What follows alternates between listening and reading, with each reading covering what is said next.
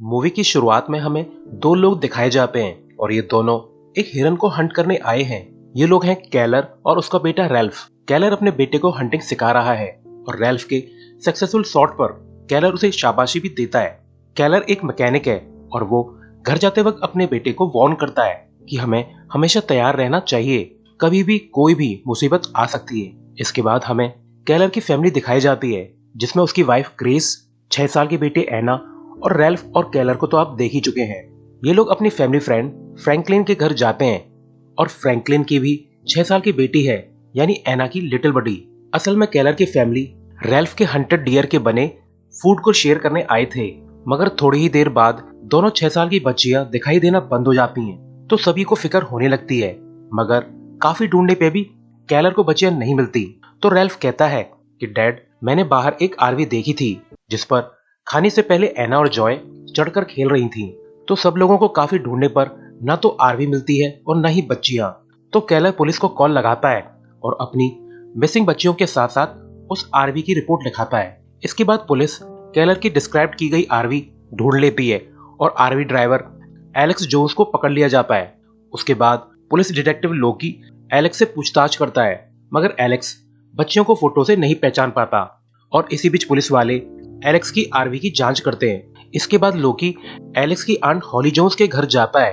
तो हॉली बताती है कि एलेक्स की मेंटल एज और आईक्यू 10 साल के बच्चे जितनी है और एलेक्स ज्यादातर अपनी आरवी में ही रहता है। वहीं पुलिस वालों को आरवी की जांच के बाद बच्चियों का कोई भी सुराग नहीं मिलता, जैसे बच्चियां कभी आरवी में थी ही नहीं। और वैसे भी एलेक्स इतना स्मार्ट तो नहीं था कि वो बच्चों के सारे एविडेंस मिटा दे। वहीं कैलर और बाकी पुलिस वाले बच्चियों को जंगल में ढूंढने जाते हैं, मगर उन्हें वहां भी कोई सुराग नहीं मिलता। इसके बाद अगले दिन लोकी दोनों फैमिली से मिलता है और कैलर को एश्योर करता है कि मैं आपकी बच्ची को ढूंढ लूंगा। और वैसे भी आरवी वाला लड़का एलेक्स, उसका दिमाग 10 साल के बच्चे जितना है, वो इतना स्मार्ट नहीं है कि वो आपकी बच्ची को किडनैप करके सारे एविडेंस भी मिटा दे। तो ऐसा सुनकर कैलर भड़कने लगता है। तो लोकी उसे जैसे तैसे करके शांत करता है। मर जाते वक्त कैलर लोकी से रिक्वेस्ट करता है कि मेरी बच्ची मिलने तक एलेक्स को कस्टडी में ही रखिएगा प्लीज। मगर लोकी का सुपीरियर बिना किसी एविडेंस के लोकी को ऐसा नहीं करने दे सकता, क्योंकि ये रूल्स के अगेंस्ट है कि किसी को बिना चार्जेस के 48 घंटों के बाद कस्टडी में रखा जाए। लोकी फिर काफी लोगों से मिलकर एना और जॉय के बारे में पता लगाने की कोशिश करता है और ऐसे ही करते करते वो फादर डन के पास तक पहुंच जाता है। मगर फादर डन तो नशे में टन पड़े थे। तो लोकी की नजर एक हिडन डोर पर जाती है जिसे खोलने पर घर के अंदर बहुत बड़ा बेसमेंट मिलता है, जहां लोकी को एक डेड बॉडी मिलती है, एक चेयर पर बंधी हुई। और डेड पर्सन ने एक मेडालियन पहन रखा था जिस पर कुछ भूल भुलैया जैसा बना हुआ था। लोकी फिर फादर डन से पूछताछ करता है तो डन बोलता है कि ये आदमी मेरे घर कन्फेशन के लिए आया था कि उसने 16 छोटे छोटे बच्चों को मारा है, तो मैंने इसे बेसमेंट में बंद कर दिया ताकि ये और लोगों को नुकसान न पहुंचाए। इसके बाद एलेक्स को आजाद किया जा रहा था। तो ये सुनकर कैलर भी यहाँ पर पहुंच जाता है और एलेक्स को पीटने लगता है। मगर इस समय एलेक्स कहता है कि जब मैंने बच्चियों को छोड़ा था तब वो बिल्कुल भी नहीं रोई। इसके बाद पुलिस कैलर को जैसे तैसे करके कंट्रोल करती है। तो कैलर लोकी और उसके सुपीरियर के सामने कहता है कि एलेक्स ने मुझे टॉन्ट किया है कि जब उसने बच्चियों को छोड़ा था तो बच्चियां बिल्कुल भी नहीं रोई। तो लोकी अलर्ट हो जाता है और फिर से हॉली के घर जाकर एलेक्स से पूछताछ करता है और उसे धमकाता भी है कि अगर तुमने सच नहीं बताया तो तुम्हारी आंटी को जेल हो सकती है। मगर एलेक्स कुछ नहीं बताता और यही बात लोकी कैलर को भी फोन पर बताता है। तो कैलर मैटर को अपने हाथ में लेने की सोचता है और वो अपनी कार लेके हॉली के घर के बाहर रोक कर नजर रखता है। और जब रात को एलेक्स अपने डॉगी को घुमा रहा होता है तब वो एक गाना गा रहा होता है। तो कैलर को बहुत गुस्सा आता है और वो एलेक्स के पास जाकर उस पर गन तान देता है, क्योंकि ये गाना तो उसकी बेटी एना गाती थी। इसके बाद कैलर फ्रैंकलिन को अपने साथ अपने फादर के अबंडन घर ले आता है और फ्रैंकलिन को दिखाता है कि उसने एलेक्स को किडनैप कर लिया है। तो फ्रैंकलिन घबरा जाता है कि कैलर, तुम कानून को अपने हाथ में नहीं ले सकते। मगर कैलर कहता है कि ये लड़का पागल होने का बस नाटक कर रहा है। इसने मुझे पुलिस थाने के बाहर टॉन्ट भी किया था और कल मैंने इसे हमारी बच्चियों वाला गाना गाते हुए सुना था और मैं इसे पीट पीट कर सच उगलवा लूंगा। मगर फ्रैंकलिन को ये सब ठीक नहीं लग रहा। मगर फ्रैंकलिन भी अपनी बच्ची के बारे में जानना चाहता था, तो वो चुप हो जाता है। वहीं पुलिस थाने में लोकी पुराने मिसिंग बच्चों के केस को चेक कर रहा होता है तो उसे बैरी नाम के लड़के के बारे में पता चलता है जो कि 26 साल पहले गायब हुआ था और उसकी एज भी गायब होने के समय 6 साल की थी। इसके बाद लोकी फादर डन से कस्टडी में पूछताछ करता है तो डन बताता है कि मेरे घर में जो बॉडी मिली है मैं उसे नहीं जानता, मगर उसने मुझसे कहा था कि वो ईश्वर से एक जंग लड़ रहा है उसके प्यारे बच्चों को किडनैप करके और उन्हें मार के, और मुझे वो आदमी कुछ ज्यादा ही डेंजरस लगा तो मैंने उसे कैद कर दिया। मगर लोकी को उसका साथी बताता है कि फादर डन के बेसमेंट वाले आदमी का न तो कोई डीएनए मिला न उसकी पहचान हो पाई है, न जाने वो कितने साल से बेसमेंट में पड़ा था। वही केलर ने एलेक्स को मार मार के बुरी हालत कर दी थी, मगर एलेक्स कुछ नहीं बोलता। तो केलर और फ्रैंकलिन काफी दुखी होते हैं कि एलेक्स उन्हें कुछ क्यों नहीं बताता। अब दोनों बच्चियों के पिता धीरे धीरे टूटने लगे हैं। इसके बाद लापता लड़कियों के लिए कैंडल लाइट विजिल होता है जहां काफी लोग बच्चियों के लिए प्रे कर रहे थे। तो इसी भीड़ में लोकी को एक आदमी पर शक होता है जो लोकी को बार बार देख रहा होता है। तो लोकी उसे फॉलो करता है, मगर वो आदमी लोकी को गिरा के वहां से भाग जाता है। अगले दिन फ्रैंकलिन न्यूज देखता है कि पुलिस को last night candle light vigil में एक आदमी पर शक हुआ था जो पुलिस को चकमा देकर वहां से भाग निकला। इसके बाद लोकी को एक टिप मिलती है तो वो एक कपड़ों के स्टोर पे जाता है जहां सेल्स लेडी बताती है कि टीवी पे स्केच वाला आदमी हर हफ्ते यहाँ पे आता है और वो अलग अलग साइज के बच्चों के कपड़े खरीदता है और वो हमेशा कैश में ही पेमेंट करता है। वहीं फ्रैंकलिन की वाइफ नैन्सी उसे फोर्स करके पूछती है कि तुम लोग 3 दिन से क्या कर रहे हो। तो नैन्सी केलर से मिलकर एलेक्स से मिलने की डिमांड करती है तो ये लोग नैन्सी को एलेक्स तक ले आते हैं जिसे केलर ने मार मार कर एलियन बना दिया था। नैन्सी रोते हुए पूछती है कि मेरी बच्ची कहाँ पर हैं, और नैन्सी एलेक्स के हाथ खोल देती है तो एलेक्स वहां से भागने की कोशिश करता है, मगर फ्रैंकलिन और केलर उसे फिर से पकड़ लेते हैं और केलर एलेक्स को एक लकड़ी के फ्रेम में कैद कर देता है जिसे केलर ने खुद बना के तैयार किया था। इस फ्रेम के अंदर रोशनी तक नहीं जा सकती थी और अंदर सिर्फ बैठने लायक ही जगह थी। तो फ्रैंकलिन रोते हुए कहता है कि मुझे भी अपनी बेटी चाहिए, मगर केलर तुम सारी हदें पार कर रहे हो, तुम्हें तो कंफर्म भी नहीं है कि एलेक्स ही किडनैपर है, तुम तो बस अपनी फ्रस्ट्रेशन निकाल रहे हो। और जब फ्रैंकलिन उस फ्रेम को तोड़ने वाला था तो उसकी वाइफ ही उसे रोक लेती है और बोलती है कि अपनी बेटी जॉय के बारे में सोचो। वहीं फ्रैंकलिन के घर एक मिस्टीरियस आदमी आता है और यही आदमी केलर के भी घर जाता है। तो केलर की वाइफ ग्रेस को कोई आवाज सुनकर लगता है कि शायद एना वापस आ गई, मगर उसे तो बस खुली हुई विंडो मिलती है और यही बात ग्रेस लोकी को बता देती है। तो यहाँ लोकी को पता चलता है कि केलर रोज पूरे दिन घर से गायब रहता है। तो लोकी केलर को फॉलो करता है, मगर केलर को इसका पता चल जाता है। तो केलर लोकी से पूछता है कि तुम मेरा पीछा क्यों कर रहे हो। तो लोकी कहता है कि मिस्टर केलर, एलेक्स 3 दिन से गायब है, मगर न जाने क्यों मुझे एलेक्स के बारे में सोचकर सिर्फ आपका ही ख्याल आता है, और वैसे भी मिस्टर केलर आप अपने घर से इतने दूर यहाँ पे क्या कर रहे हैं। तो केलर बहाना बनाता है कि वो तो बस यहाँ पे वाइन पीने आया है, यहाँ सामने वाली शॉप पर अच्छी क्वालिटी की वाइन मिलती है। इसके बाद केलर को सपने में एना अपने सिक्योरिटी वेसल के साथ दिखाई देती है। वहीं दूसरी तरफ लोकी कंप्यूटर पर केलर के फादर विलियम के बारे में पढ़ता है जो कि एक प्रिजन गार्ड थे और उसने अपने ही घर में सुसाइड की थी, और कोइंसिडेंटली इस सुसाइड की लोकेशन वहीं पास में थी जहां लोकी को केलर बारिश में मिला था। हो न हो केलर अपने फादर के घर जाकर कुछ न कुछ तो कर रहा है। अगले दिन केलर एलेक्स को न्यू तरीके से टॉर्चर करता है। वो एलेक्स के फ्रेम के अंदर मौजूद शावर से एलेक्स में बहुत गर्म और फिर बहुत ठंडा पानी डाल डालकर उसे टॉर्चर करता है। तो एलेक्स कहता है कि मेरा नाम एलेक्स नहीं है और मैंने उनका बहुत देर वेट किया मगर वो नहीं आए, मैं तो बस खेलना चाहता था।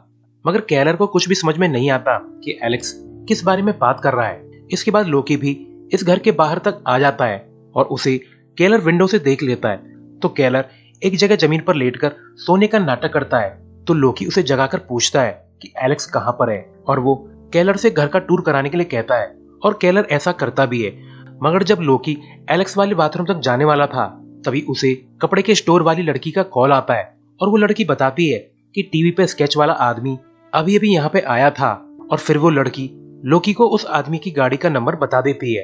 तो लोकी यहाँ से निकल जाता है और उस मिस्टीरियस आदमी के घर पहुंच जाता है। लोकी उस आदमी से पूछता है कि तुम उस रात मुझे देखकर क्यों भागे थे, मगर वो आदमी कहता है कि मैं तो आपको फर्स्ट टाइम देख रहा हूँ, और फिर वो यहाँ से भागने का ट्राई करता है पर लोकी उसे आसानी से पकड़ लेता है। जब लोकी घर की तलाशी ले रहा होता है तो उसे काफी बड़े बड़े बॉक्सेस मिलते हैं जिसके अंदर बच्चों के कपड़े थे और इन सब कपड़ों पे खून लगा हुआ था और इन्हीं कपड़ों में उसे काफी सारे सांप भी मिलते हैं और ऐसा ही हाल सभी बॉक्सेस का था।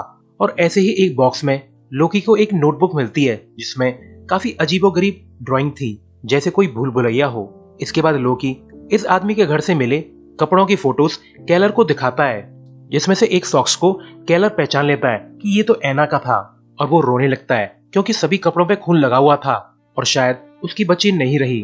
तो केलर घर जाके रैल्फ को वार्न करता है कि कुछ भी हो जाए अपनी मदर को तुम न्यूज वगैरह नहीं देखने दोगे और तुम एना की न्यूज अपनी मॉम से छुपाओगे। वहीं पुलिस थाने में इस आदमी की पहचान एज बॉब टेलर हो जाती है और ये अभी भी वियर्ड मैप्स बना रहा होता है। तो जब लोकी बॉब को पीटने वाला था तो दो पुलिस वाले लोकी को रोकते हैं और इसका फायदा उठाकर बॉब पुलिस वालों की गन निकालकर सुसाइड कर लेता है। तो जब केलर एना की मौत के गम में दारू पी रहा होता है तो एलेक्स बोलता है कि वो दोनों लड़कियां भूल भुलैया में हैं और वो वहीं मिलेंगी। तो केलर पूछता है कि वो भूल भुलैया कहां पर है मगर एलेक्स आगे कुछ नहीं बोलता। तो केलर हॉली के घर जाके सॉरी बोलता है कि जब एलेक्स आजाद हो रहा था तो मैंने उस पर हाथ उठाया। तो हॉली केलर को बताती है कि मैं और मेरे हस्बैंड बहुत ज्यादा धार्मिक थे और जब हमारा बेटा कैंसर से मर गया तो हमने एलेक्स को एडॉप्ट किया था। तो केलर कहता है कि आजकल मुझे भूल भुलैया के सपने आते हैं। तो हॉली बात बदलकर बोलती है कि एलेक्स कम बोलता है, असल में मैं और मेरे हस्बैंड सांप पालते थे। मगर एलेक्स को सांप का डर बैठ गया। मगर तभी केलर को न्यूज़पेपर का आर्टिकल मिलता है कि बॉब टेलर ने सुसाइड कर लिया है। वहीं लोकी ऑफिस में काफी अपसेट था क्योंकि उसकी गलती के कारण ही बॉब ने सुसाइड कर लिया। तो कैप्टन उसे तसल्ली देता है मगर लोकी तो अभी भी बॉब की बनाई हुई भूल भुलैया को देख रहा था। तो उसे अपने डेस्क पर रखा हुआ एक फोटो दिख जाता है जिसमें एक मेडेलियन पर बिल्कुल बॉब की बनाई हुई जैसी भूल भुलैया बनी हुई थी। फिर लोकी को अपने एक साथी का कॉल आता है जिसकी टीम बॉब के घर की जांच कर रही थी। तो वो आदमी लोकी को बुलाकर बताता है कि बच्चों के कपड़ों पर लगा हुआ खून इंसान का नहीं बल्कि एक पिग का था। और अजीब बात यह है कि एना और जॉय के कपड़ों के साथ साथ यहाँ जो कपड़े मिले थे सभी बिल्कुल न्यू हैं। और रही बात बॉब की भूल भुलैया की ड्राइंग की, वो सब बॉब ने इस बुक से बनाया है जिसे एक एक्स FBI एजेंट ने लिखा था।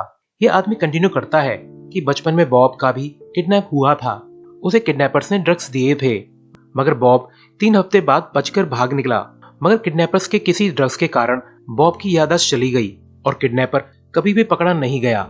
असल में बॉब वही मिस्टीरियस आदमी था जो फ्रैंकलिन और केलर के घर चुपके से गया और शायद ये वहां से बच्चों के कपड़े ले आया था।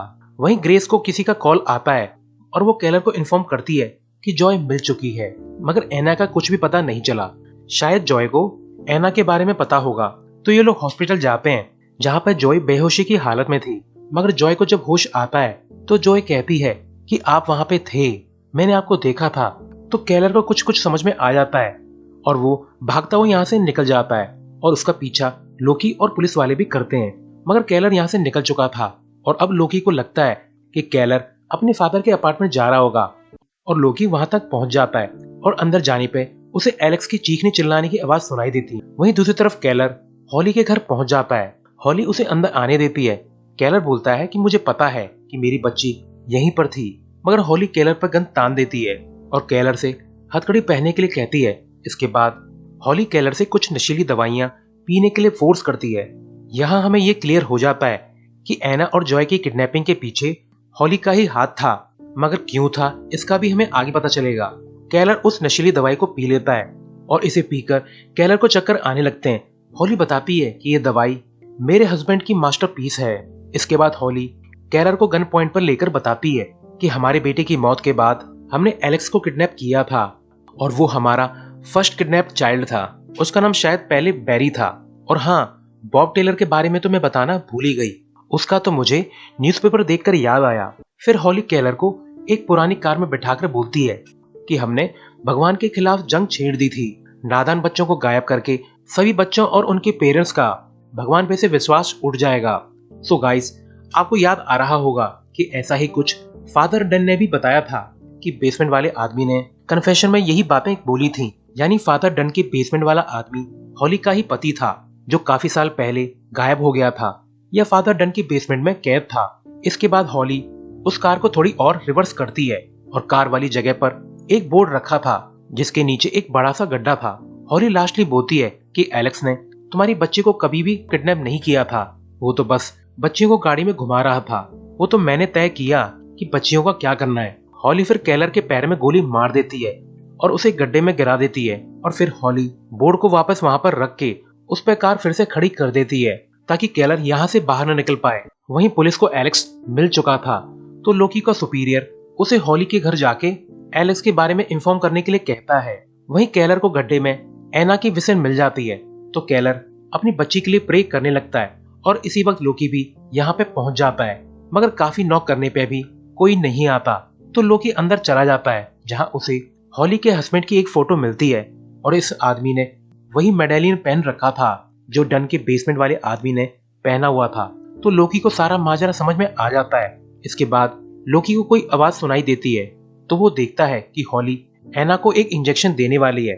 तो लोकी हॉली से हाथ ऊपर करने के लिए कहता है, मगर तभी दोनों एक दूसरे को गोली मार देते हैं। जैसे हॉली तो मर जाती है मगर लोकी सिर्फ थोड़ा सा इंजर्ड हुआ था तो वो एना को लेकर हॉस्पिटल ले जाने लगता है, मगर काफी ब्लीडिंग होने के कारण उसे ढंग से दिखाई नहीं दे रहा होता, मगर वो जैसे तैसे करके हॉस्पिटल पहुंच जाता है। अगले दिन लोकी न्यूज़पेपर पढ़ता है कि एलेक्स जो कि बैरी है अपनी फैमिली से 26 साल बाद रीयूनाइट हुआ और दूसरे आर्टिकल में केलर की मिसिंग रिपोर्ट थी। इसके बाद एना, जॉय और उनकी मदर्स लोकी को थैंक्स बोलती हैं। तो लोकी एना की विसल देखकर पूछता है कि ये किस लिए है तो ग्रेस बताती है कि सेफ्टी के लिए ताकि हेल्प बुला सकें। तो लोकी पूछता है कि एना की पुरानी वाली विसल कहाँ पर है तो ग्रेस बताती है एना की पुरानी वाली विसल खो गई थी तो मैंने उसके लिए न्यू खरीद दी। वहीं हॉली के घर के बाहर छानबीन जारी थी तो लोकी को विसल बजने की आवाज सुनाई देती है और लोकी का ध्यान एक पुरानी सी कार पर जाता है जिसके नीचे गड्ढा था। अब इसका क्लियर पता नहीं है लोकी को केलर मिला या नहीं। तो गाइस, इस मूवी का नाम प्रिजनर्स इसलिए है क्योंकि इसमें हमें कई प्रिजनर्स के बारे में पता चला, जैसे एना और जॉय, हॉली का हस्बैंड एलेक्स जोन्स और लास्टली केलर, जैसे तो हॉली ने ही दफना दिया था। और इसी सीन के साथ ये मूवी एंड हो जाती है। Thanks for watching.